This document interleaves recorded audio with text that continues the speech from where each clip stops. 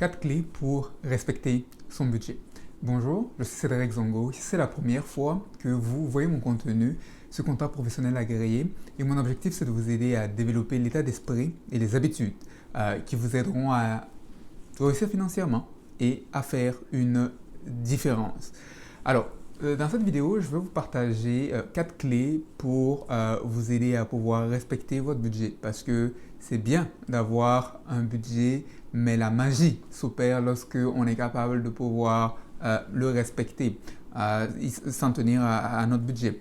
Alors, souvent on a des défis à le respecter ou certaines personnes vont commencer le budget, vont arrêter parce qu'elles sont frustrées, elles ne sont pas en mesure de le respecter. C'est frustrant pour différentes raisons.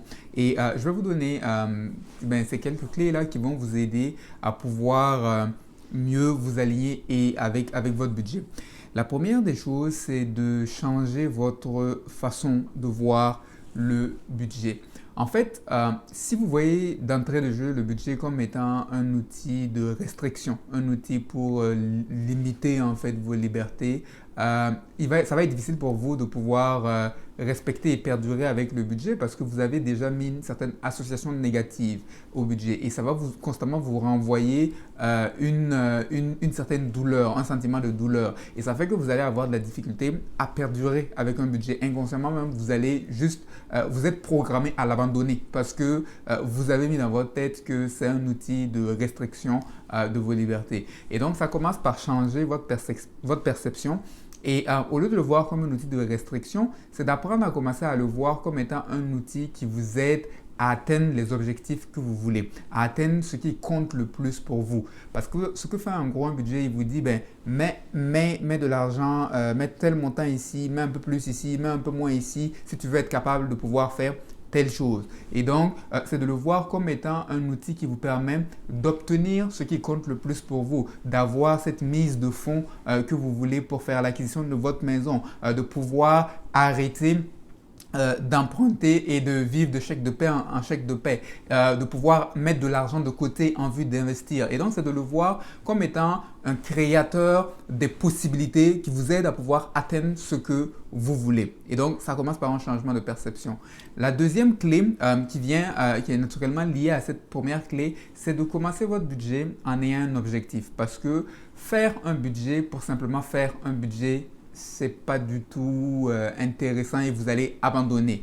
Et il faut commencer votre budget en ayant d'abord un rêve et un objectif concret que vous voulez atteindre. Pas un objectif, vous allez avoir des objectifs de très long terme, mais c'est bon d'avoir un objectif à court terme dans les 3 prochains mois ou dans les prochains 12 mois. Qu'est-ce que vous voulez réaliser? Parce que cela va vous aider à donner du sens à votre budget et c'est important donc d'associer cet objectif-là. Donc, par exemple, si vous voulez vous voulez aller à Hawaï pour un voyage, votre objectif c'est d'épargner 5 000 $ par exemple pour pouvoir faire ce voyage.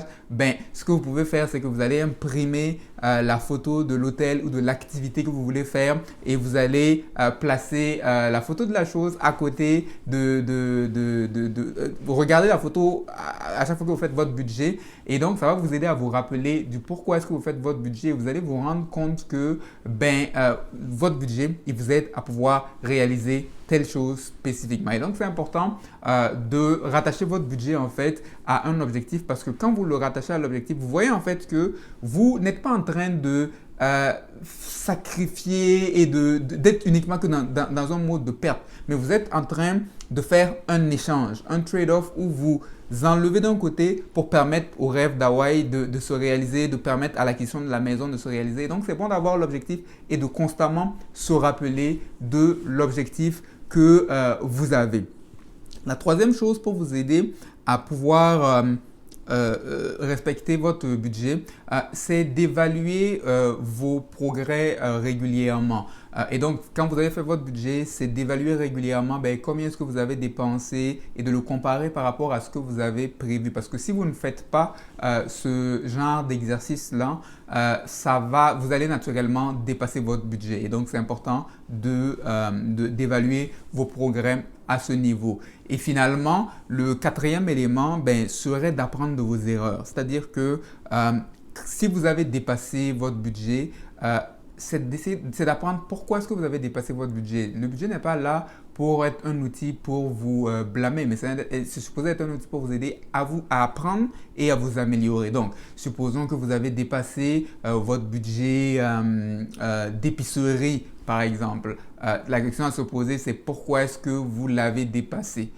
Est-ce que c'est parce que le montant est sous-estimé? Par exemple, si depuis plusieurs mois, vous dépassez, c'est peut-être un signe que le montant est sous-estimé. Ou peut-être que vous allez vous rendre compte que non, en fait, vous avez eu durant ce mois une très mauvaise journée au travail et vous avez essayé de manger un peu plus pour compenser votre frustration. Et donc, en ce moment, ça va aussi vous donner une indication comme quoi, peut-être que quand je suis frustré, j'ai tendance à trop manger et puis ça a un impact sur mon budget épicerie ou restaurant, etc. Donc, ça vous aide à pouvoir apprendre et à vous améliorer. Donc, c'est un processus dynamique dans lequel on est dans des essais-erreurs, dans des apprentissages et on continue à s'améliorer d'année en année. C'est un processus d'une vie dans lequel vous vous améliorez et qui vous permettra de réaliser surtout ce qui compte pour vous. Donc, ce n'est pas en tant que tel un outil de perte, mais c'est un outil de faire un choix afin de pouvoir atteindre ce que vous voulez.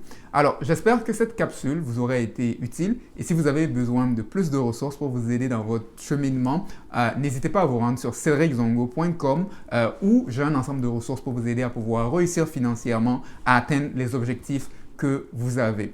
Et je vous souhaite sur ce une agréable journée.